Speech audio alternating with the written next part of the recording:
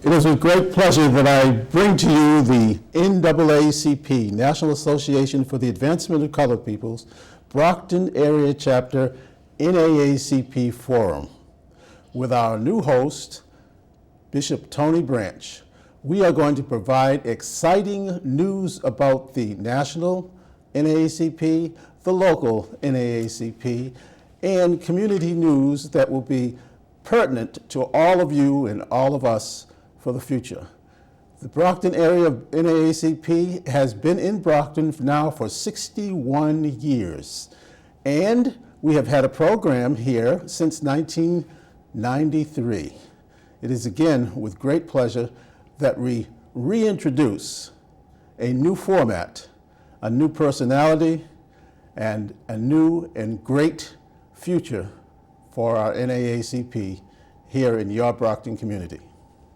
Thank you, and I hope so much that you'll join us for every caption, every program that we present. Lift every voice and sing till earth and heaven ring, ring with the harmonies of liberty. Let our rejoicing rise high as the lift. Steve, thank you for that introduction. Really appreciate it. It is an honor that you all allow me to serve the NAACP in this capacity. This is a branch that has done some great work across the city of Brockton, as you indicated, for 61 years. We just want to take some time to interview you for a little bit because you have not only a wealth of knowledge, but you yourself have been a civil rights pioneer in this city, so I think that it is right to interview one of our stars. So Steve, tell me a little bit about the challenges you think that civil rights faces across the country or in the city of Brockton right now. Thank you, Bishop Branch.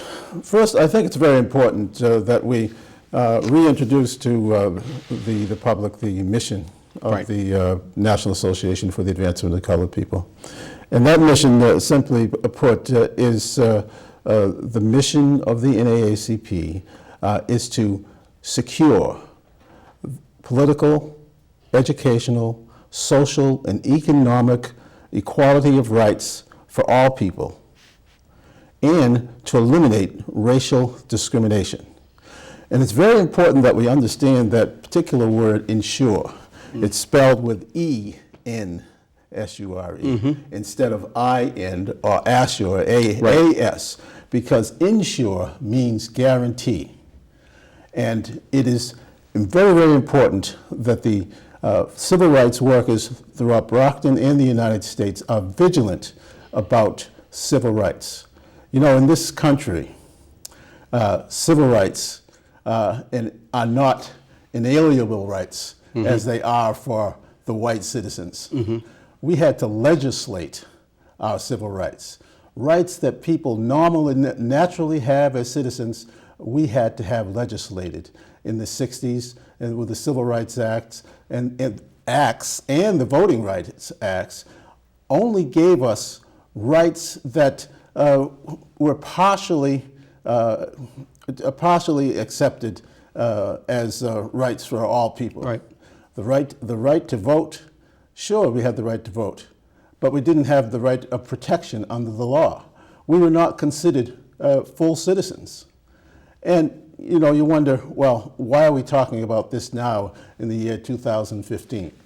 Because daily on the news, we see police brutality. We see voter repression. We see so many reasons for the viability of the NAACP to exist today. Here in Brockton, here in Massachusetts, and throughout the country, the work continues. And I'm still very, very honored and appreciate the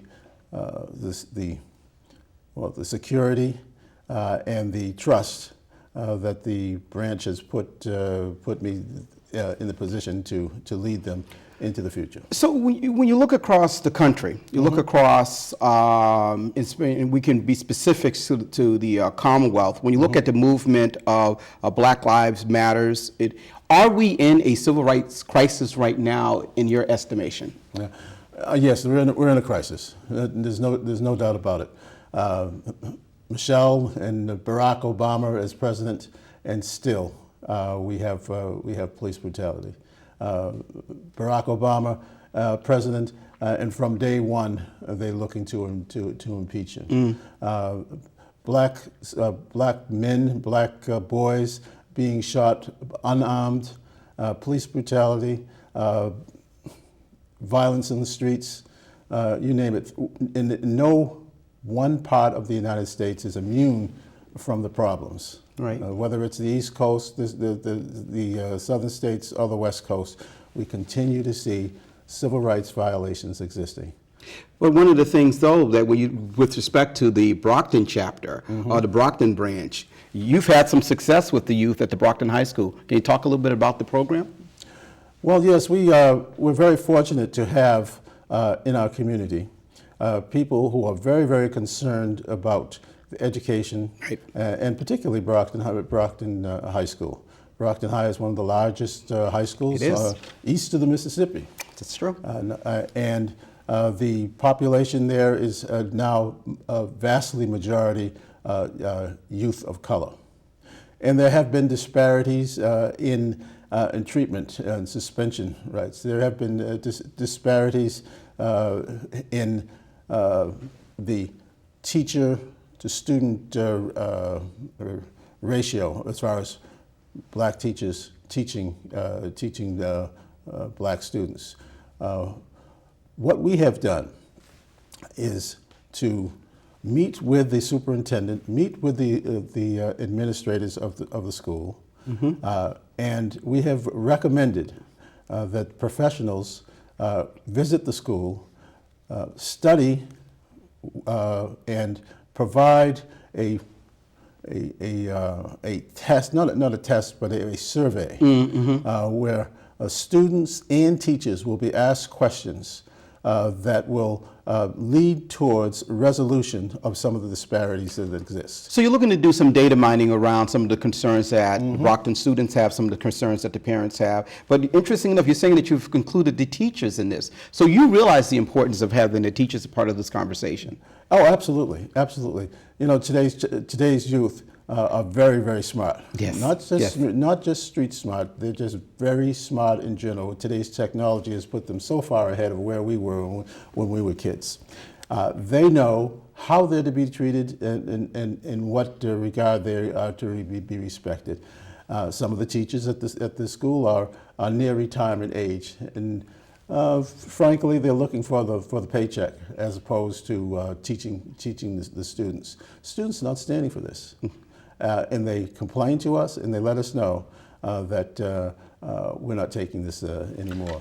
In fact, there have been student protests that we have mediated between the teachers, the principals, and the superintendent. The survey that should be conducted sometime within the next month.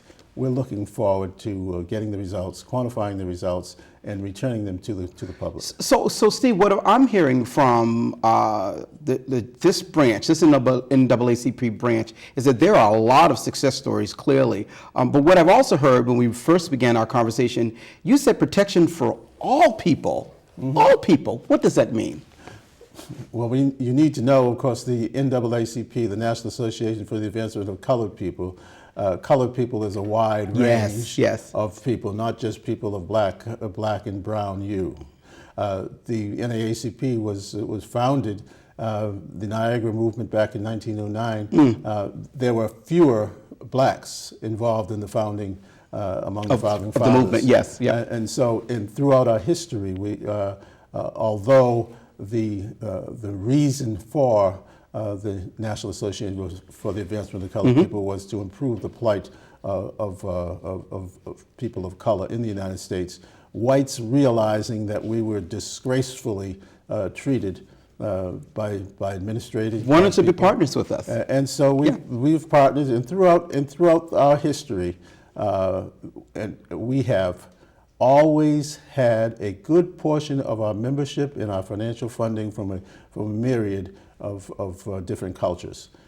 So the NAACP is not just for black people, it's for white people. Any white, brown, yellow, Right. you name it. You said all. Right. So the magic question is, as the leader of this particular branch, going into 2016, what is the civil rights challenge for the city of Brockton? Just give us, there could be a couple. What comes to the top of your mind when you talk about a civil rights challenge for the city of Brockton moving forward in 2016 as a goal?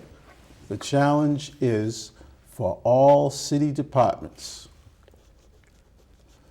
to reflect the demographics of the city. Okay.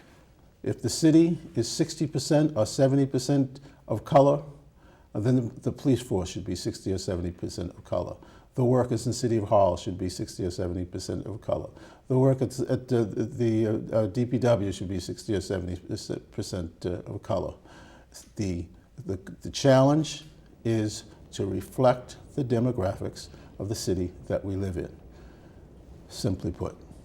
You know, Steve, we sit here today and we think about, I'm not giving away my age, but I remember when Nixon was president. And the funny thing about it is that it seems that those same challenges that we have had as people of color is really not a had, but a have, that is still ongoing. And the great work that this particular branch is doing, I think that it is not out there. So I am glad that this forum has been in place. Some would say a restart switch, but I would say that it's not that. We were just preparing for brighter days, and those days are here. So I'm going to just ask that if you had anything that you wanted to say to the city around the NAACP. I know that we have our MLK breakfast coming up, and we're going to talk a little bit about that. Did you want to talk about the importance of membership? We have about 40 seconds left. The floor is yours.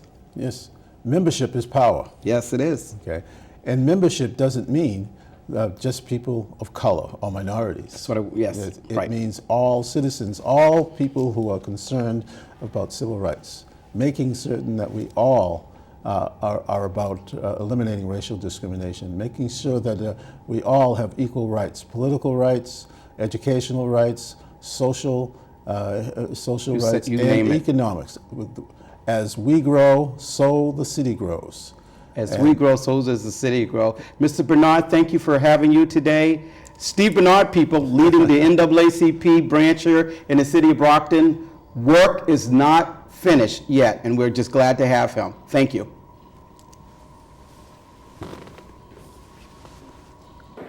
Thank you all for coming.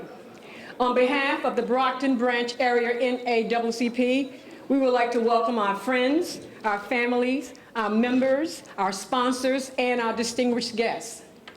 Our theme today is, what is your dream? Martin Luther King had a dream. He had a dream that one day this nation would rise up and realize the true nation of its creed, that we hold these truths to be self-evident, that all men are created equal. He had a dream that his 4 children would grow up and live in a nation and be judged not by the color of their skin, but by the character, by the content of their character. We have a great program here for you today. Martin Luther King once said, people fail to get along because they fear each other. They fear each other because they do not know each other. They do not know each other because they have not communicated with each other. Well, today, we want to communicate with you. Father God, Lord of our life, we thank you for the assembling of thy people. Father God, we humble ourselves as we did, amen, for Reverend Dr. Martin Luther King, who resides with you in heavenly realms. We thank you for sending your prophet, Dr. King, a voice, a servant, a mentor for the ages in terms of social justice and righteousness for all of mankind. When Brockton is home, everything is within reach. And I think that symbolizes a lot about what our city is about going into the 21st century. We're a city of opportunity, and a city of opportunities for fair housing, opportunities for a top-notch education for every child that grows up in the city, regardless of their challenges. And we're a city of economic opportunity because we are rebuilding the economy in this city, and we are going in the right direction again. And we realize that the future growth of our city's economy is going to be built around minority-owned businesses, women-owned businesses, immigrant-owned businesses. That's the future of our city in the 21st century, and that's what we're building right now. The Office of the National Association. The Office of the National Association For the Advancement of Colored People. for the Advancement of Colored People, In accordance with its Constitution and bylaws. in accordance with its Constitution and bylaws, And the decision of its governing bodies. and the decision of its governing bodies. Now this gets to be personal. I dedicate myself I dedicate myself anew anew to its principles of equality to its principles of equality and justice and justice under law. under law. I shall try always I shall try always to keep the goals of the NAACP to keep the goals of the NAACP above above any purely personal any purely personal individual interests, individual interests, that I might hinder that I might hinder the attainment the attainment of those goals. of those goals. I ask I ask the continued help for the continued help of Almighty God of Almighty God in keeping in keeping this pledge. this pledge. God bless you. Give them a hand.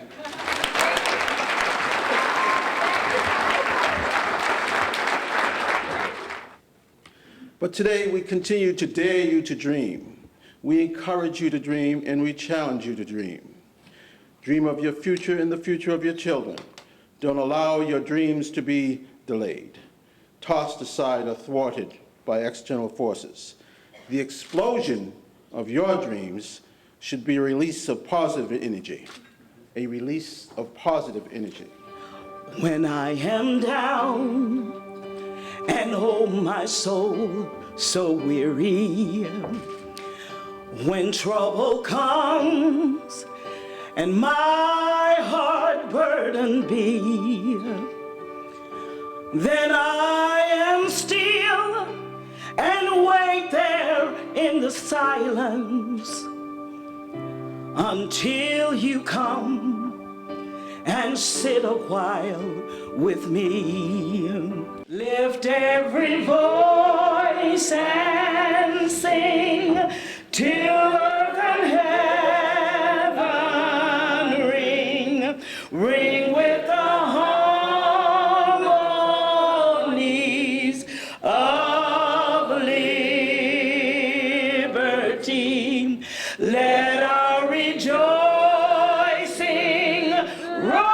rise high as the listening skies. Let it resound loud as the rolling sea. So even though we face the difficulties of today and tomorrow, I still have a dream. It is a dream deeply rooted in the American dream. I have a dream that one day this nation will rise up and live out the true meaning of its creed. We hold these truths to be self-evident, that all men are created equal.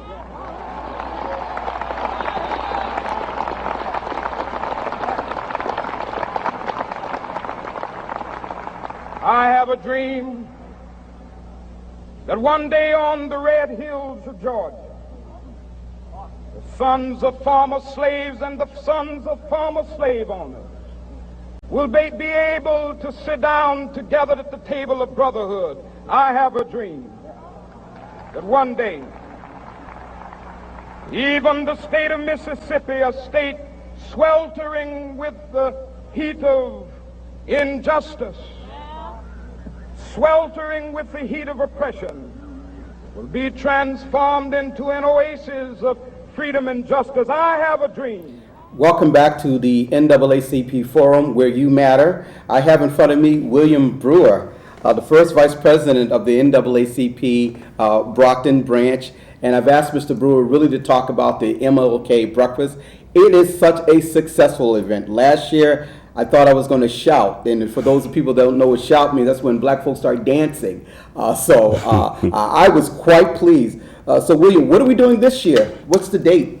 Well, the date is January 16th, and it starts at 9 o'clock, ends at noontime at the Shaw Center.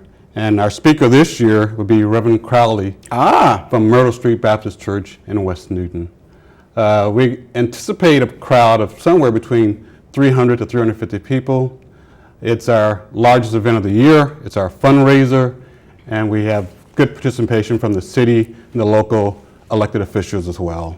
So we're looking forward to it. It's going to be a great time. Well, I'd encourage everyone to come out, buy your tickets early. Yes. And get there early. Come out and have a wonderful day of renewing friendships and fellowships with our citizens in Brockton. So when you're saying renewing friendships and fellowship, the meat of this, why is that MLK breakfast so important? Well, it's a time to reflect, and as you know, Dr. King, it's a chance for us to reach out to each other, right. to get reinvigorated, to talk about issues that affect all of us in our different communities, and come together and think about what we can do to work together to make life better for everyone in the city of Brockton and the surrounding areas. We've got a lot of tasks ahead of us, and this is a good place to kick off the new year and to work and to think about how we can empower each other to do a better job.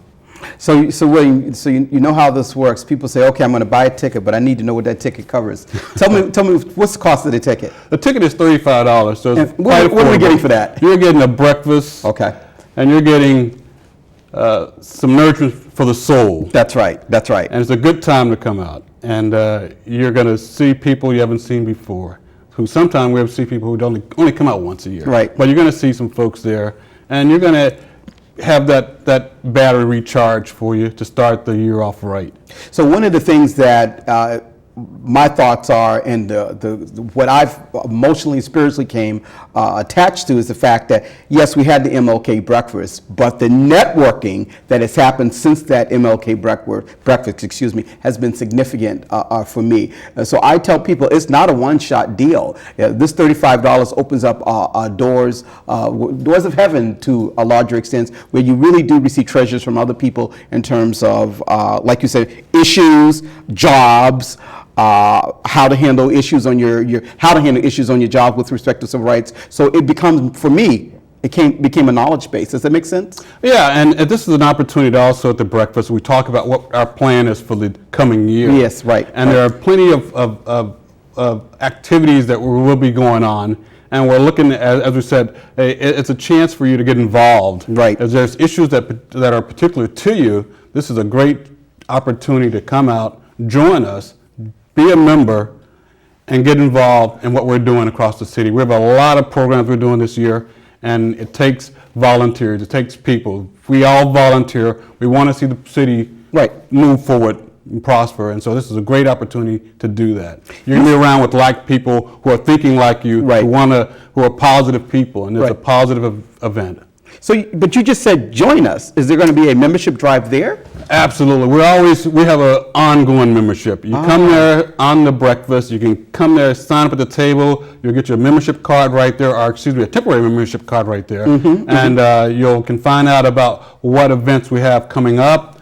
If criminal justice is an issue that bothers you or concerns you, well, there's a forum for that. If housing, unemployment, or employment, education, any of those forms that we have, you should join us and work with us to facilitate change.